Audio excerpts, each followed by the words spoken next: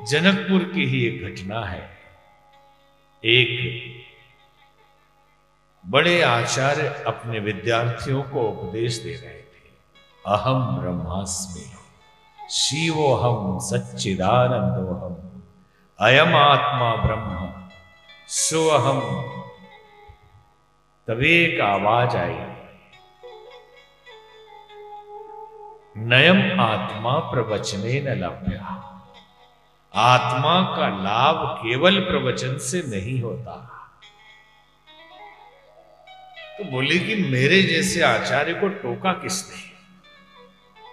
तो आवाज आई कि पिताश्री, मैं आपका पुत्र मां के गर्भ से बोल रहा हूं।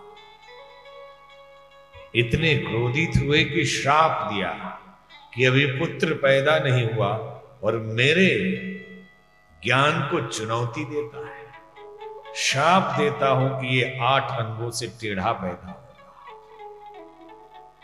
अब बच्चे की मां, भी बच्चा हुआ नहीं है, मां के गर्भ में रोने लगी कि इसने जो कहा गलत तो नहीं कहा, कि धर्म बोलने की बात नहीं, धर्म अनुभव है, आत्मज्ञान अनुभूति है, वक्तव्य नहीं। क्या गलत कहा? और आपका ही बेटा है, आपने श्राप दे दिया इसे। तो उन्हें भी होश आया। तो उन्होंने कहा कि इसने मेरे ज्ञान को चुनौती दी है। अगर इस जनकपुर में कोई मुझे ज्ञान में पराजित कर दे और ये उसे पराजित कर दे तो इसके अंग सीधे हो जाएंगे। बच्चा पैदा हुआ 8 अंगों से टेढ़ा, नाम पड़ा अष्टावक्र। अष्टावक्र जैसे ही थोड़ा बड़ा हुआ, अब इंतजार करता रहता था कि कोई मेरे पिताजी को ज्ञान में हराए, जिससे मैं उससे हरा दूं और मेरे शरीर ठीक हो जाए। हमेशा शास्त्रार्थ होता, लोग हारते, इनके पिताजी नहीं हारते। अष्टावक्र 12 वर्ष के हो गए, कभी उनके पिताजी नहीं हारे। एक दिन राजा जनक के महल में शास्त्रार्थ चल रहा था। आत्मा और परमात्मा की चर्चा चल रही थी। खबर मिली कि अष्टावक्र के पिताजी किसी बंदिन नामक ब्राह्मण से हार गए। अष्टावक्र दौड़ के गए राजमहल में, 8 अंगों से टेढ़े। जैसे ही महल के प्रांगण में पहुंचे, विद्वत सभा हंसने लगी। सारे विद्वान ठहाके लगाकर हंसने लगे और उनके साथ राजा जनक भी हंसने लगे। जब उनकी हंसी थमी तो अष्टावक्र ने हंसना शुरू किया, खूब जोर जोर से हंसने लगा। राजा ने पूछा, बालक, हमारे हंसने का तो कारण था, तुम्हारे इस कुरूप टेढ़े मेढ़े शरीर को देखकर हंसी आ गई, और तुम्हारे हंसने का कारण क्या है? तो अष्टावक्र ने कहा, मेरे भी हंसने का कारण है।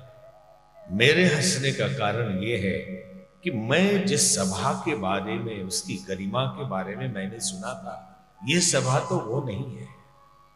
मैंने सुना था कि विद्वानों की सभा है और यहां अनुभवी आत्मज्ञानी आए हुए हैं और शास्त्रार्थ कर रहे हैं, लेकिन मुझे तो दिखाई दे रहा है कि यह चर्म पारखियों की सभा है, अज्ञानियों की सभा है। इन्हें मेरा चमड़े का, हाड़ मांस का बना हुआ ये कुरूप 8 अंगों से टेढ़ा शरीर दिखाई पड़ा, इसके भीतर की अलौकिक शोभा दिखाई नहीं पड़ी। ये लौकिक कुरूपता दिखाई पड़ी, इसके भीतर के अलौकिक सौंदर्य को ये नहीं देख पाए, इसके भीतर के दिव्य आत्मा को नहीं देख पाए। ये एक भी यहां ज्ञानी नहीं, अज्ञानियों की सभा चल रही है और अज्ञानियों की सभा में मैं क्षण मात्र भी नहीं रुक सकता, भले ही मैं 8 अंगों से टेढ़ा ही रहूं। अष्टावक्र लौट गए। रात्रि हुई, राजा जनक को नींद नहीं आई रात भर, क्योंकि वो शास्त्रार्थ इसलिए हो रहा था कि उनमें जो सबसे विद्वान होगा उसी को अपना गुरु बनाएंगे, उसी से गुरु दीक्षा लेंगे। तो मन में सोचते रहे कि मिल गए गुरुदेव। 12 साल के अष्टावक्र ब्रह्म मुहूर्त में भागे, रथ लिया, ढूंढने लगे, देखा चले आ रहे, खड़ाओं फेंकी, रथ से उतरे, दौड़े हुए जाके चरणों में गिर गए और कहा, एतत् मम ब्रूहि प्रभु, मेरे लायक जो ज्ञान हो आप दीजिए। मैं आपके शरण में आया हूं। और अष्टावक्र ने जनक को ज्ञान दिया, उसे ही अष्टावक्र गीता कहा जाता।